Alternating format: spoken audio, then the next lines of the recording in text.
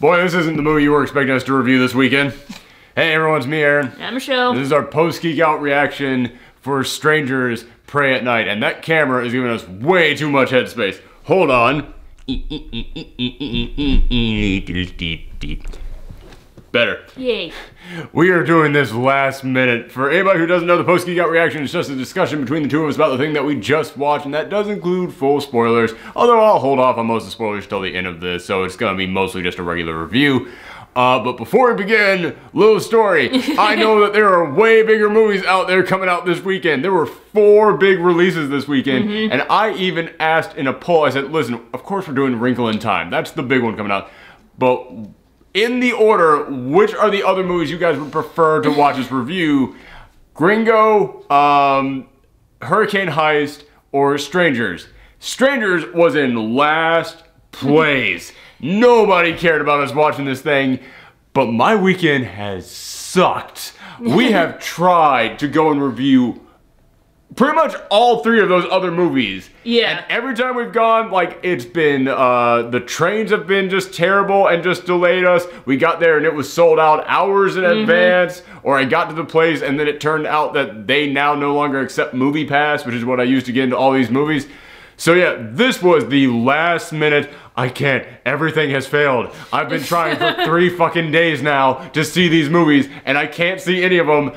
This is my last shot to see a movie, so we will be reviewing those other films. Yes. But it's going to be tomorrow and Tuesday. It is coming late. Yeah, we apologize for the wait, and we hope you understand. Although I will say, shout out to Sean at the AMC, because I went in there and I was running this place. I was beat. Like I said, this was literally the 4th film I tried to watch today. Just today. We've been trying all weekend to see these films. This was the 4th one I tried to see today, and I went in there and I was beat, and the little machines over there, the kiosk, were broke. So I was like, all right, I'll go up to the register. I walk up to the register, and the guy waves me over and he goes, do you have a YouTube channel? I go, yeah. He goes, Professor Thorny? I go, yeah. And he goes, I love your stuff, man. And he was the nicest guy. And he's just like, man, I love all your content. I watch you all the time. Keep it up. It is so what I needed at that exact moment. Like, yeah. I was running late, but I was like, fuck it, man. I need the ego boost right now. I just need it right now. Yeah, It's man. like, hey, could you get me in for free? Wink, wink. No, I'm not gonna do that. I had Movie Pass. Movie Pass gets me in for free. Yeah, I know. I was just messing around. No, but he was such a nice guy. I'm not gonna say the AMZ worked out because some weirdo might go out there and try and find him. But yeah, such a nice guy. Like I said, it had been a shit day trying to see these movies, and it's exactly what I needed in that moment. So just shout out to Sean. That's why I wanted to come in here and say this. But all right, so The Strangers. It is a movie about these serial killers who randomly pick people to kill them. That is it. And it's a sequel to a movie that neither one of us saw. Yeah, here's the thing. I know I'm a big horror junkie, but if you guys have watched our horror reviews, you know I constantly say the one type of horror that never really does it for me is the slasher type of horror. Because the whole point of horror is kind of suspend your disbelief. Yeah. And I can't do that with slasher films. Don't get me wrong, in real life, if a slasher came at me, I would be freaking out. Yeah. And, I'd be losing my mind. The dog had no idea what that sound was. I'm okay, Peach. But yeah, in real life, I know I would be a coward. But when I watch a slasher film in the movies, it's kind of hard for me to not go, why don't you just do this? Why don't you just do that? Why don't you not just do this? So yeah, slasher films never really do it for me. So I never really got into The Strangers.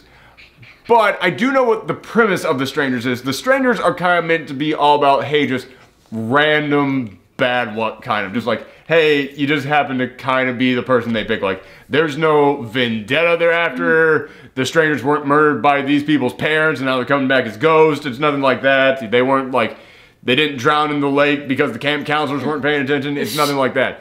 Strangers, they're just people who just randomly pick people. That's it. And they just low random. Yeah, that's it. That's the entire point of The Stranger. So it's like, all right, I kind of understand that fear because I did grow up in a farmhouse miles away from any other houses, anyone that could possibly help. And that was a fear I always constantly had in the back of my mind. It's like, shit, man, if a psycho just burst into the house right now, I can't ask anyone for help. I'm fucked. And in fact, that even kind of happened once because I had been living in this farmhouse way out in the middle of nowhere, and it was the house that my family grew up in. I moved in there after college, and my dad, he got his own place, but he was like, well, we sold the property. So it was just me living in this one tiny shack way out in the middle of nowhere. And then like a month after I finally got my own place and moved out there, my dad called me up and went, just so you don't hear from anyone else, the house got broken into.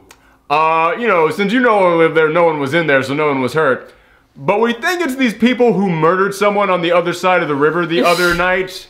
So just giving you the heads up. And like, man, it was one of those moments where I was like, well, I almost died. So I do understand that fear of, hey, someone just randomly picks to kill you. That's it. And this film, it is about these two parents and their daughter and their son. And the daughter is kind of a delinquent, so they have to take her to a boarding school, and they're all packing up to go out there to the boarding school, but they stop halfway there to go to this little cabin, not cabin, but like this, like, not trailer park, what do you call those, like campgrounds? Oh, okay. To go to this campground. I should know that because my family also used to own a campground. They sold it before I was born though, but yeah, so wow, I can actually relate to this film in a lot of ways. But yeah, they stop at this campground, like halfway to where they're going. It's like, all right, well, this is gonna be our last night together as a family. And you know, the daughter's like, oh God, whatever, Mom. But she's not typical horror movie bratty teenager. Yeah. That's what I gotta give this. I was watching this and was like, this is kind of like if Lady Bird suddenly turned into a horror film. Because you see, yeah, the kid's rebellious, but she's not like total asshole rebellious. She's more of just like, hey man, she's just typical teenage rebellion. And the son, he's a little bit rebellious, but not nearly as much as the daughter. He's more just like, God, why do I have to put up with my sister who's always a troublemaker? It's like, all right, well, that's, you know, typical young teenage brother-sister relationship. Is that the kind of relationship you have? Like, I'm not going into that part. My family watches these. I'm not going to talk about my relationship with them. But then it's like, okay, so they're pretty relatable. And the husband and the wife, the father and mother, they're actually really likable. They actually have really good chemistry between each other. There's a moment in which they stop in the cabin that they're going to be staying in, and they open the refrigerator and there's Chinese food in there, and they're like, oh, was there someone else already staying in this house? I didn't know that. And then like the dad picks up and starts smelling it and he's about to eat and goes, don't eat that. Well, it's chicken and broccoli. I love this. It smells just fine. It's like, oh, but you don't know who's in it. Oh, I'm sure I'll be okay. It's like, well, that is like a really great, like just typical husband-wife kind of back and forth there. They actually have really good chemistry in here. And that's one thing that I had to give this film right off the bat. It is so rare these days for me to see a horror film where you don't want the protagonist to die. Like, that's something that bugs the hell out of me in so many, especially slasher films. Like, you get into like the supernatural, it's not quite as common, but when it goes to slasher films, it's almost like the people who make the film think the audience is supposed to root for the slashers. Like that is kind of like how most slasher films are, and that's why so many slashers end up becoming big names in horror, like Jason, Freddy, Michael Myers. It's because, like, yeah, you kind of end up rooting for them, and a lot of that is because the people they're killing are just the biggest assholes. Here it's like, I really don't want these people to die. I actually kind of like them, and the first like 20 minutes of this movie is just dealing with their family drama, and I was like, I'm actually kind of invested in this. Maybe it's because we just watched Lady Bird, and again, I was just like, wow, this really is like the horror movie version of Lady Bird. So maybe it's because that was fresh in my mind, but I was actually really digging these characters. So that was one thing that this had going for it. The next thing, this movie is actually well shot. I thought this was gonna be a piece of crap.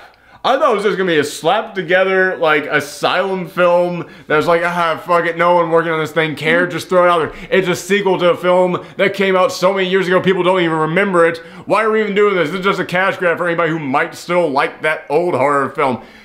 No, the director and cinematographer for this film are actually pretty good.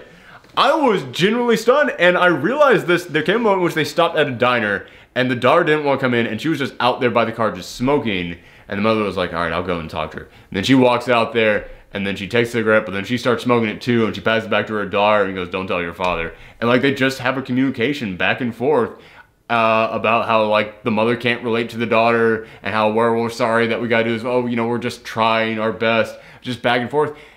And it was after this scene had been going on for like 2 minutes that suddenly it hit me. This has all been one shot. And it's a very slow pull in from like the other side of the road. So every now and then you see a car pass by, but it's just slowly moving in until it's just on them. You don't even see cars passing by anymore. And it hit me, this has all been one shot. And typically in a film like this, you will not go more than 30 seconds without changing shots. And a lot of it has to do with the fact that the actors in the film can't act, they can't remember their lines, they can't remember their pacing, their placing. So it is like, okay, well, you know, just say as much as you remember, then we'll cut to the next angle. And no, these people were actually acting. They were actually remembering their lines and doing a good job. And the director actually held on them for this. And one of the biggest things that you need to accomplish with a horror film is you have to accomplish immersion. You have to make the audience feel like they are in the scene. And the best way to do that is long shots.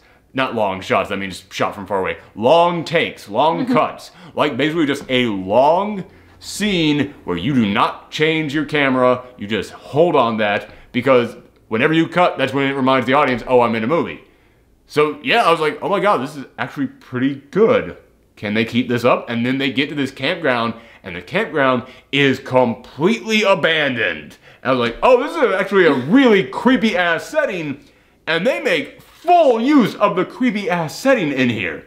There is a moment in which they are driving the car up, and the camera is just very slowly tracking the car, just going with it, and then it barely moves ahead of the car, just to show one little pinwheel in someone's front yard, just barely spinning, like someone had just come by and flicked it right before this. Like the wind isn't doing it, it's just barely.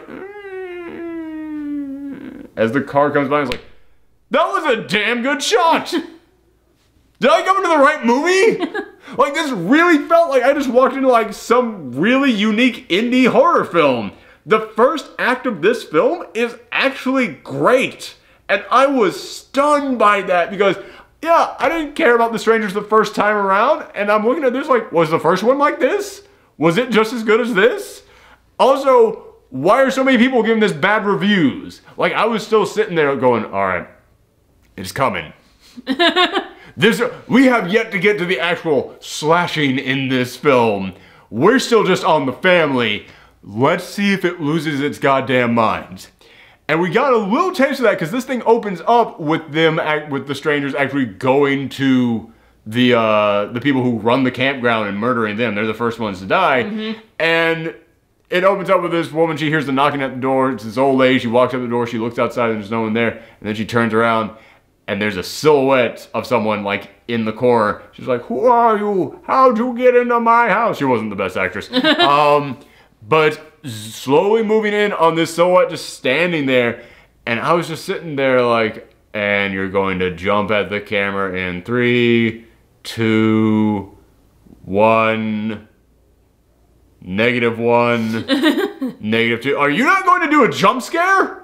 Oh my god, are you actually just going to hold on this? Oh, okay. I'm invested now. And yeah, that's one thing that I gotta give this film. Even when it starts getting into the actual horror part of this, to the actual slasher part, there are not a lot of jump scares in here. Well, I'm glad because, like, I feel like jump scares are so cheap. It's so fucking, I can blow up a paper bag behind you and smash it. That's not scary, it's just shocking. Anytime that something big just goes blah right in your face, like, yeah man, of course it's going to surprise you. That doesn't actually take skill to set that up. It's so lazy and cheap. And this film, there's a few times that does it, but it's actually generally pretty darn good. Like, there's one moment in here in which they're being chased by the strangers and it's, the daughter, she's running and she runs into this, I don't know what you call those, like giant pipes. It's like giant, like pipes with the ridged sides on it that they use a lot in construction. I don't know what they're called. Oh, like They look kind of like sewer pipes almost, but they're not. But yeah, she runs into one of them because she's being chased by a car. She goes in there, and she's sitting in there, and she's watching the car, and the car pulls around, comes around to the other side of the pipe, and she's staring at it. She just goes, "Leave us alone." And then all of a sudden, from the darkness behind her, a completely different person pops their head up and goes, "But we've just started." I went, fuck! I mean, that's not even really a jump scare, because they set up like you're watching the car, you're watching the car, you're watching the car. It's like, then it comes from behind you.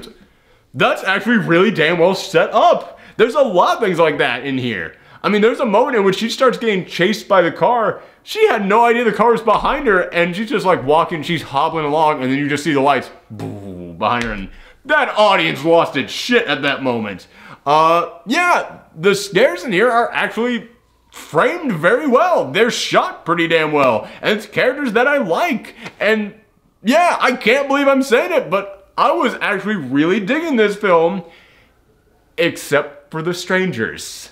That's the problem with this film, is that the strangers, I was just talking about how typically in slasher films, the star of the film is the slasher because they've got so much personality and you're rooting kind of against the protagonist because they're such terrible people. Well, in here, yeah, the protagonists are really nice, so I'm rooting for them.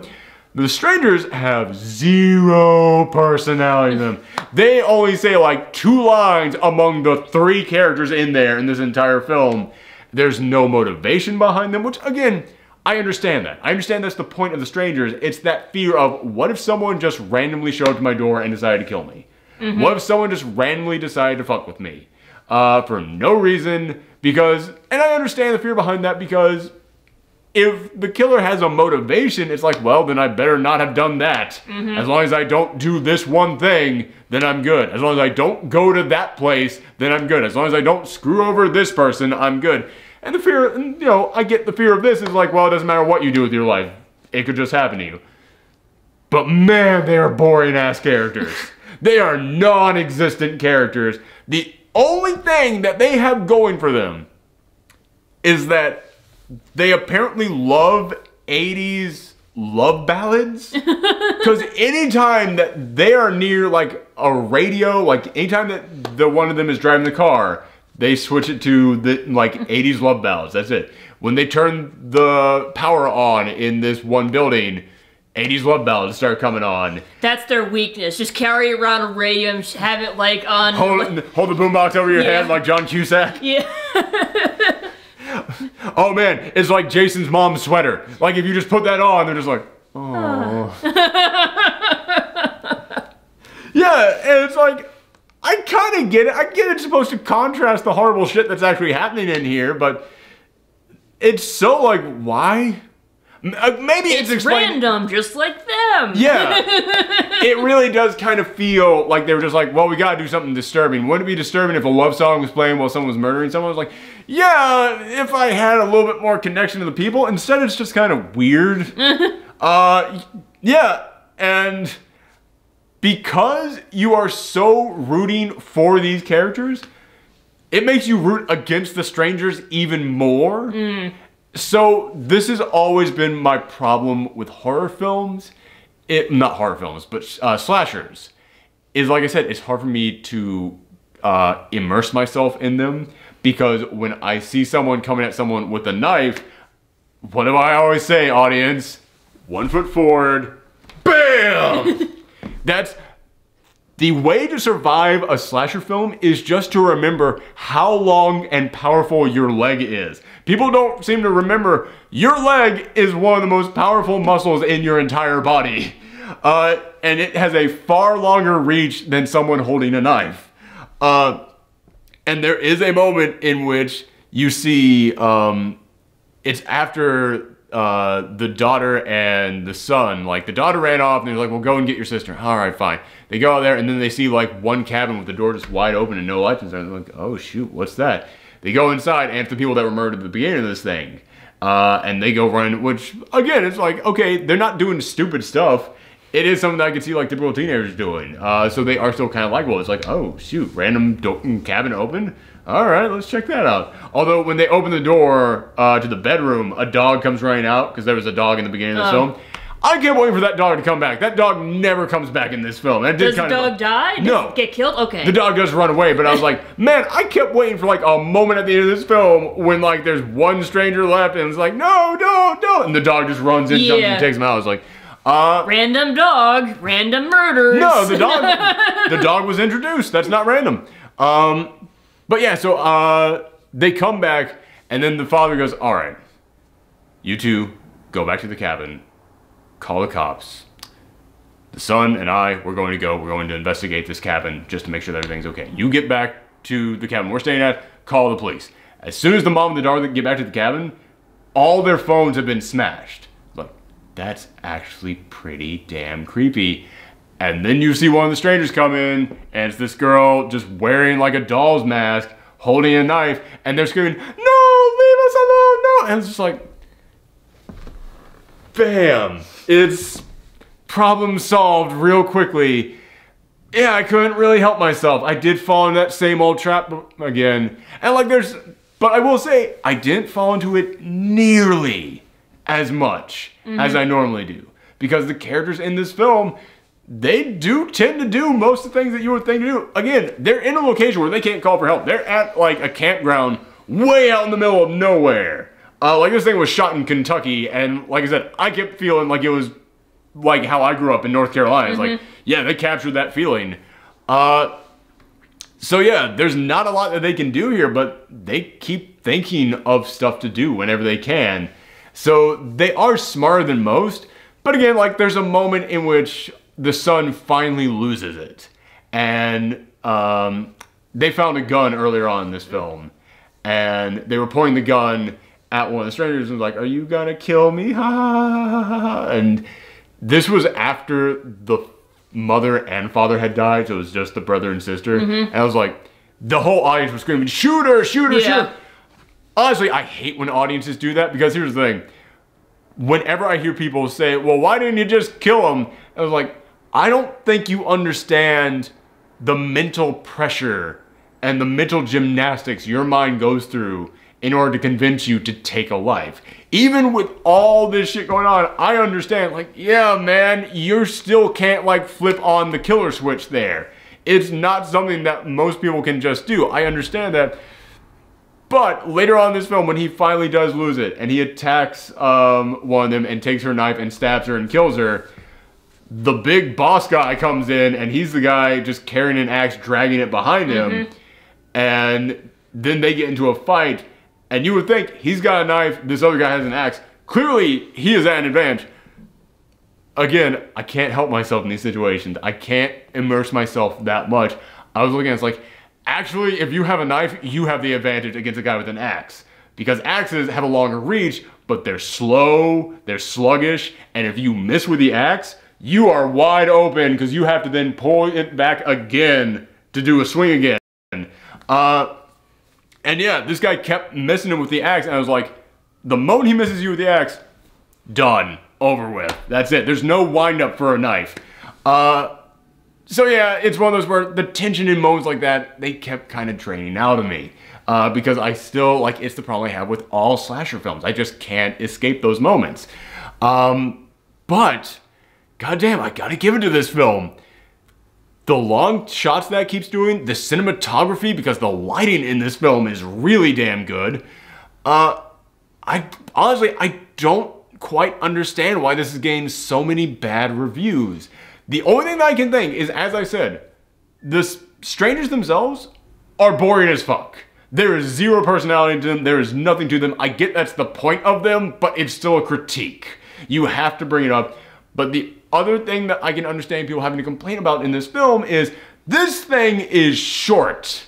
The premise of this film is family going through some difficult times. They stop at this campground. The rest of the film is them being chased by these slashers. That is it. Like, how long was the movie? It is 84 minutes, and I always stay through credits. These were the slowest credits I've seen. They stretched those credits out. Was there any, like, post-credit? Nope. Oh. Although I was watching it, and at the end of the credits, the screen started whirling to, like, go back to its regular aspect ratio. And I thought, oh shit, something's a-coming. Oh no, wait, it's just in the Yeah, this is a basic ass film, and there is nothing really interesting. I'm sorry. There's nothing interesting in it other than the likable protagonist and how well it's shot. Aside from that, it's just people getting cut up for, you know, yeah, it's like 80 minutes. Like Get Out is definitely like a better horror. Like, that's the thing. Get Out has got like, great story, great characters, great psychological stuff going on, a great message behind it, really witty dialogue. This one, just really good characters and shot really well. Yeah, it's like, it's not as good as Get Out, but it's better than like most of the other generic slasher. It's better than so many, like, yeah. Man, I went into this with such low expectations, which is maybe why I'm enjoying it so much. But it's just like, man, that's how many shitty horror films I have to watch every single year. Yeah, for Halloween, like just... Yeah. I did have a moment where I thought back to the Bye Bye Man in here because I was like, man, these are the worst villains in a slasher film since the Bye Bye Man. And the moment I thought of the Bye Bye Man, I went, this movie ain't so bad. These guys are all right. Like, maybe this is like a turnabout. Like, maybe like people, like Hollywood's starting to realize, oh, people actually like want good, well-made slasher movies. I'm hoping so, except that the Bye Bye Man did make a ton of money last year. I think people wanted to see how stupid it was. I don't know, maybe. But yeah, because goddamn, that's how low my expectations for slasher films are. Just give me likable characters and shoot it well. I'm on board, and I am thinking back to several shots in this film that were damn good. I mean, there's a moment in which they are fighting. The son is fighting, like, the big leader of the strangers. I'm assuming he's this leader because he's the biggest one. They give no information on any of them. But he's fighting him in a pool. You know, the way the camera keeps dipping down under there, and every time it dips down, like, the music just cuts out. Right. I know that's kind of like a basic thing you see in lots of films, but it's smarter than I see in most of these films. And when he thinks he's finally defeated the guy, and he's, like, climbing out of the pool, and then you see the big guy coming up behind him in the pool, it's damn scary. It's a good shot. Also, I will say, my audience was awesome. I was not expecting the audience that I had, because I saw this in the middle of the day. Typically, this is like a midnight horror film crowd that I was with. I had to talk back to the audience crowd, but it wasn't obnoxious. Yeah. They waited a while, and they waited until this film had built up to that point where all of us were kind of on edge. Mm-hmm. And it got to that point in which, when people started shouting out to the screen, we were all there. Yeah. We were all at that point. It was literally one of those times where when someone shouted at the screen, it was what we were all thinking. Mm-hmm. When someone just screamed out, run! It was like, yes, do that. Do that thing. Or like I mentioned earlier, the scene in which the daughter is like, she's hobbling because she's been stabbed. Like, she's hobbling down the road and you just see the lights flicker on behind her of the car coming. Someone shrieked behind me and I was like, I feel the same way. Yeah, this is a really good film if you can get that audience. If you can get that audience that gives you that, like, 4D surround sound. Yeah, man, it's perfect type of film for that. But for everybody else out there, like I said, it's just a well-shot slasher film, but there is nothing to... Here's the thing. This is just a ham sandwich. And by that, I mean bread, ham, bread. Mm-hmm. Nothing else. But it's actually pretty good ham, and they toasted this bread just right. It's the basics. It is the most basic of basics, and I can understand if that's why so many people are giving this bad reviews. But fuck, man, I have seen so much worse out there, not just from other basic horror films. I've seen horror films that tried and fucked up so bad in so many ways. This one, it might not be trying much, but hey man, the people in here who are trying are actually really trying. Like, this feels like the writer of this film didn't really give a shit, but the actors and the director really did, and that was enough to pull me through this. I can't fully recommend people going to the theater and seeing this, but when Halloween rolls around, if you got some buddies on your campus, or, you know, if you have like a group of friends who just love to watch horror movies together, this is a really good one to just put on TV. This gets a really high, like, rental recommendation from me. Again, I can't fully recommend seeing it in theaters unless you can guarantee you're gonna get the audience I got. But yeah, this is totally worth watching when it comes on TV. When this eventually comes on Netflix, or, you know, even if you just want to go and buy it, because it probably won't cost that much after a couple months. Yeah, I actually can't believe I'm kind of recommending this film. Man, like I said, we're gonna watch 3 other films this weekend. One of them is the giant blockbuster film starring Oprah Winfrey. Another one is an Amazon indie film, the same like production company that brought us The Big Sick last year. Wouldn't it be some shit if this turned out to be the one I liked the most out of all the films we saw this weekend? Because all of them are getting bad reviews. But yeah, man, I was not expecting to end up liking this one. Like I said, I understand if you don't, because there's nothing to this film. It's just well made. And honestly, I've been beaten down by horror films long enough to go, that's enough. That's all I need. So yeah, let us know what you thought in the comments down below. Should I actually watch The First Strangers? Was that any good? Let me know. There is a really big fan of mine on Twitter who I've talked with a couple times. Super nice guy. I put up the poll of what do you guys want me to review? And he said the moment I saw The Strangers, I smashed that button. And I was like, because The Strangers are good? Or because it's bad and you want to see me rant? I don't know how my audience reacts anymore. So yeah, thank you guys for tuning in. Come back tomorrow when we review those other films. So thanks everyone. Bye. Bye.